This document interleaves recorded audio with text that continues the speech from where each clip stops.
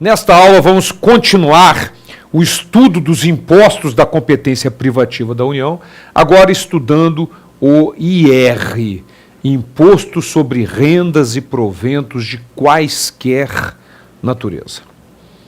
É o leão, o imposto do leão, a fera do imposto de renda. Então, vamos conhecer os dispositivos constitucionais, as normas gerais previstas no CTN sobre esse importante imposto. Vamos começar com a definição do que seria o fato gerador e explicar detalhes, porque tem muitos detalhezinhos a serem explicados aí. Vamos lá. Fato gerador do imposto de renda. Aquisição da disponibilidade econômica ou jurídica de rendas ou proventos de quaisquer natureza. Dois detalhes já fundamentais. O que é uma aquisição de disponibilidade econômica, o que é uma aquisição de disponibilidade jurídica, o que é renda, o que é provento. Isso tudo nós precisamos conhecer a respeito do nosso imposto de renda. Muito bem.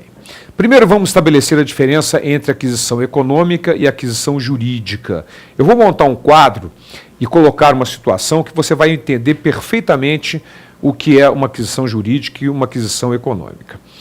Você já deve ter uma noção de contabilidade, se não tiver, vai ter, naturalmente, e você vai saber que existem dois regimes contábeis, o regime de caixa e o regime de competência. O regime de caixa, o que interessa é quando entra a grana, o dinheiro. No regime de competência, não. No regime de competência, o que interessa é quando houve o fato que vai dar origem àquela receita. Vamos ver uma situação prática que você vai entender perfeitamente como é que funciona isso.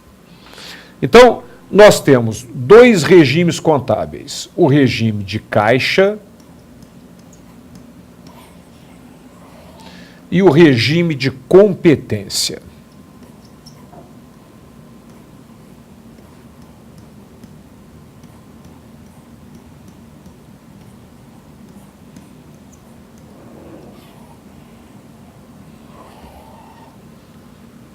Muito bem. Vamos imaginar que um estabelecimento fez uma venda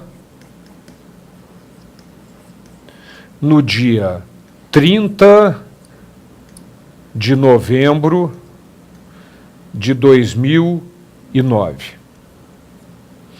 Mas deu um prazo para o seu cliente, um prazo de pagamento para o dia 30 de janeiro de 2010.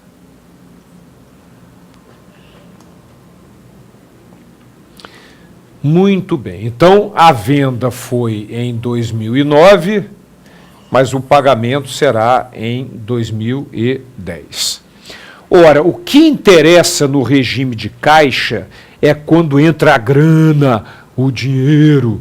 Então, se naquele ano for adotado pelo imposto de renda o regime de caixa, quando que essa empresa vai declarar essa receita? Ela vai declarar essa receita no dia 30 de janeiro de 2010.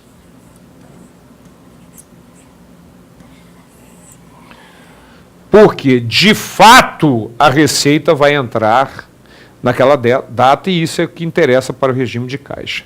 Mas se for adotado o regime de competência, o que interessa nessa hipótese não é quando entra a receita, é quando houve o fato que vai dar origem àquela receita e, portanto, ele vai ter que declarar esta receita no dia 30 de novembro de 2009.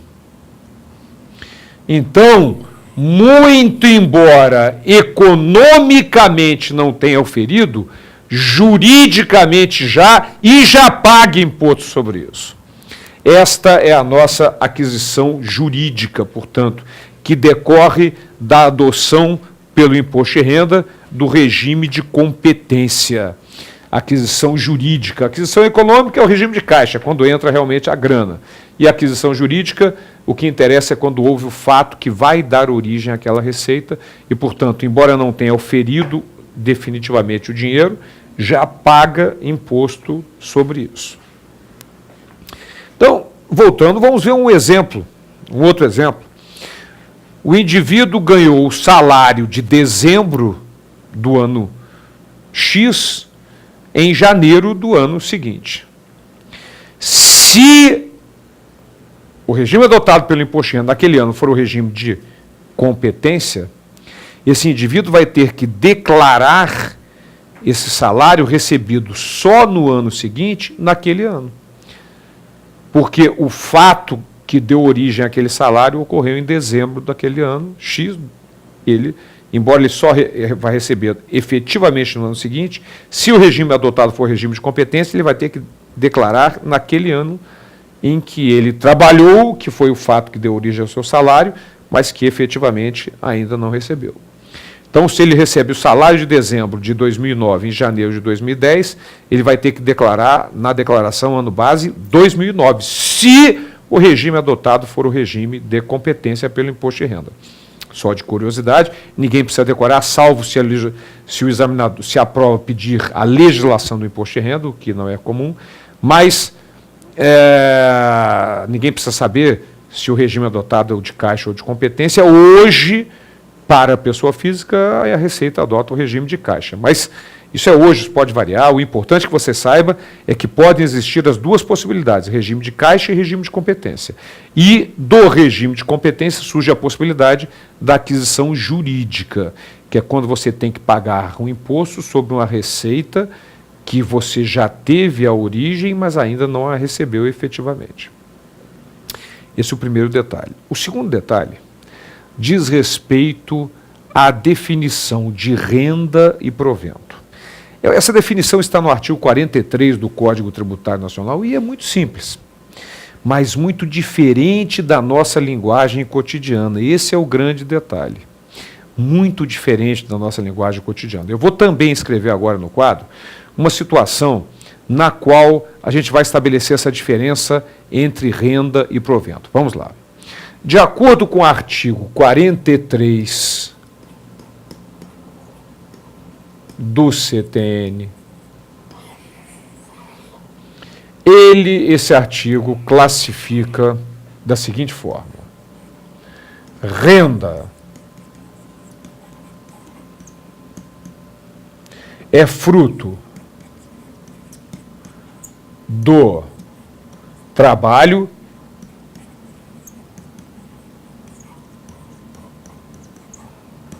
do capital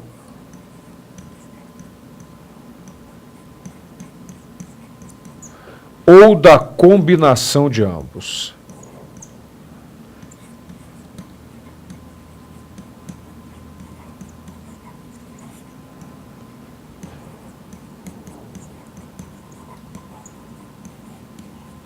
Fruto do trabalho, do capital ou da combinação de ambos. E provento. Olha que definição mais fácil não poderia ser, mas muito importante porque é diferente da nossa linguagem cotidiana. Provento é tudo que não for renda.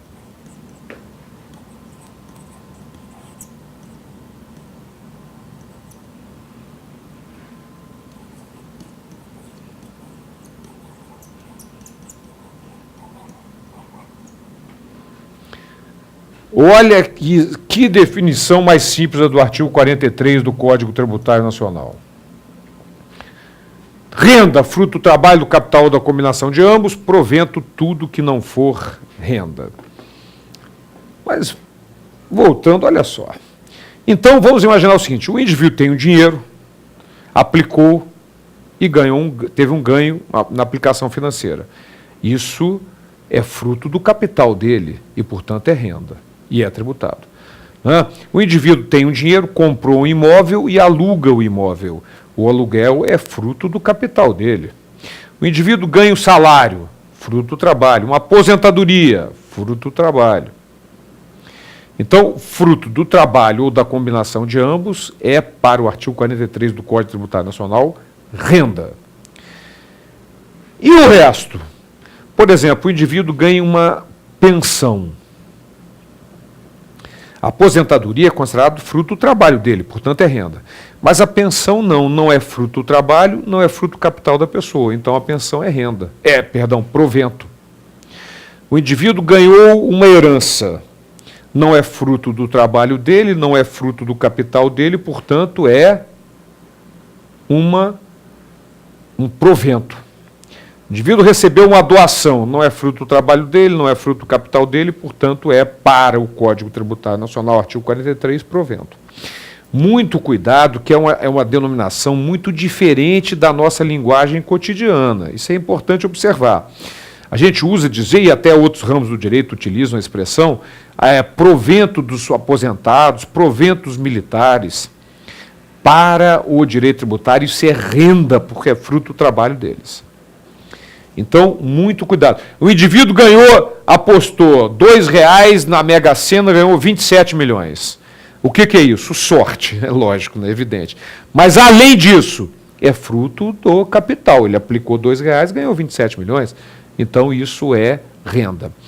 Tudo aquilo que não for fruto do capital nem do trabalho é considerado provento. Então, a definição é extremamente simples, muito fácil, mas eu sempre gosto de chamar a atenção para o fato de que muitas vezes não se encaixa dentro de outras formas de chamar, de outras denominações dadas por outro ramo do direito. Então, muito importante estabelecer essa diferença entre renda, que é fruto do trabalho do capital ou da combinação de ambos, e provento de tudo aquilo que não for renda. E você pode estar se perguntando o seguinte: ô Borba, parei um pouquinho, mas tá certo, mas qual a diferença entre renda e provento? Um é tributado, o outro não é? Não tem diferença nenhuma, são todos dois tributados. Na verdade, não há diferença em se chamar de renda ou provento, mas é fundamental para concurso você saber o artigo 43 do Código Tributário Nacional, estabelecendo essa diferença entre renda e provento. Certo? Então, já conhecemos o nosso fato gerador do imposto de renda. Aquisição da disponibilidade econômica ou jurídica de rendas e proventos de quaisquer natureza. Mas vamos adiante?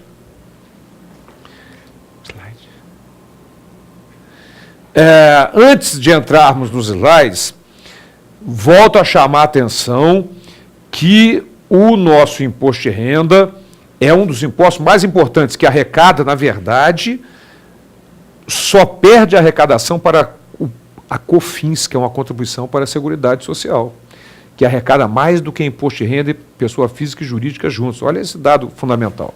Mas vamos voltar lá para o imposto de renda. A base de cálculo do imposto de renda é o montante real, arbitrado ou presumido das rendas ou dos proventos de qualquer natureza tributáveis. Voltando, o que é isso? Montante real, arbitrado ou presumido? Muito simples. Montante real é o valor, é o salário, a renda, o ganho de capital, o aluguel, etc. O que é arbitrado ou presumido? Arbitrado é quando há uma irregularidade. É exatamente isso. Há uma irregularidade, ou seja, o cara não declarou o suficiente, a Receita descobriu, vai arbitrar um novo valor. Já o presumido não. É uma estimativa, presume-se que o lucro seja de 10%, estou chutando, sobre o valor do faturamento.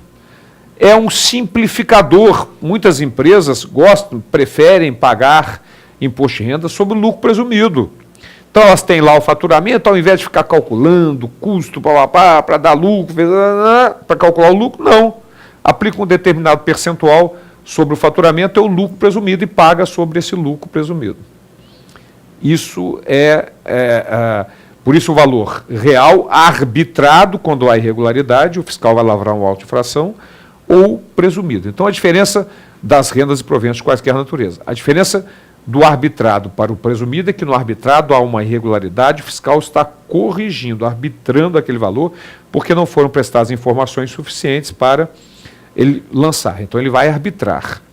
E presumido, na hipótese de haver essa estimativa, né? Presume-se que seja aquele valor ali. Certo?